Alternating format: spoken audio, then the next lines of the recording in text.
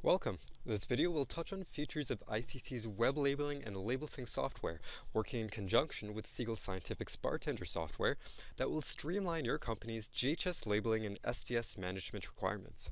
Thank you for your interest. If you have any questions or would be interested in a personalized demonstration, please do not hesitate to contact Dan Albert, System Sales Director at 905-890-7231 or at dalbert@thecompliancecenter.com. In order to print labels, two steps have to be done first. A regulatory specialist must enter product information, and a label designer must design the layout of a label. Let's look at these steps in more detail. This is web labeling. It's a web application, so you can use it anywhere that you can access the internet. Web labeling is used to enter product information that will be printed on labels. Typically, it's a regulatory specialist who will be entering the product information into web labeling. Here we see a list of products that I've already entered. Let's look at the information I've entered for a product called chromic acid. Here we can see that I can enter lots of different kinds of information about chromic acid. For example, here I've entered its product name, and here I've entered its product code. And as you can see, there are fields for entering lots of other kind of information too, such as a product's product use and product description, just to name two.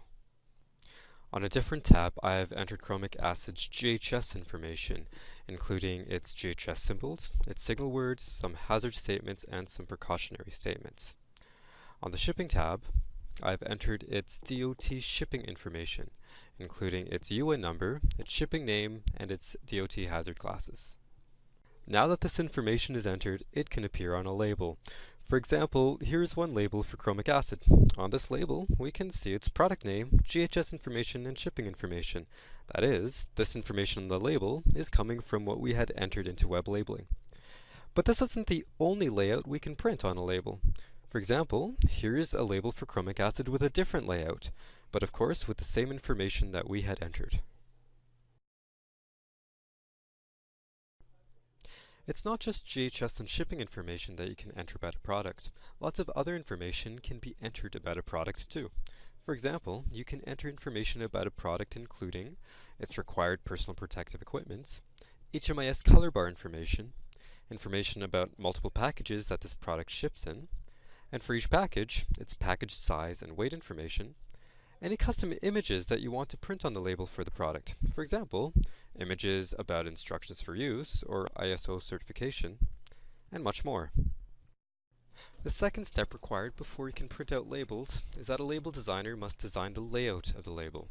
They save the layout design into a file that we call a format file. The label design is done using a program called Bartender, along with a section of Labelsync called Bartender Formats Management. Here's a fast-forward video clip of me using Bartender to design the layout of a label, just so you can see what using Bartender looks like.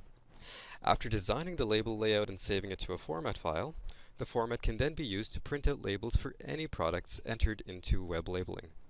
The label designer only has to create the format once. Afterwards, that format file can then be used many times to print out labels for different products. As a reminder, a format describes the layout of a label. That is, a format describes what symbols and information will be printed on a label and where that information will be printed.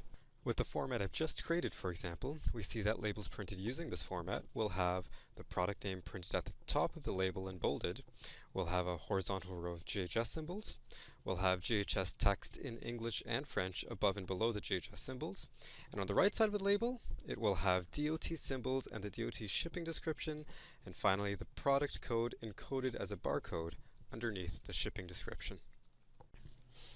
Now that we have entered product information and created a format, we can use Labelsync to print out labels. Let's look at an example. Here's Labelsync. I'll click Print. To print a label, first I must choose a format to print with, and then I choose a product I want to print for.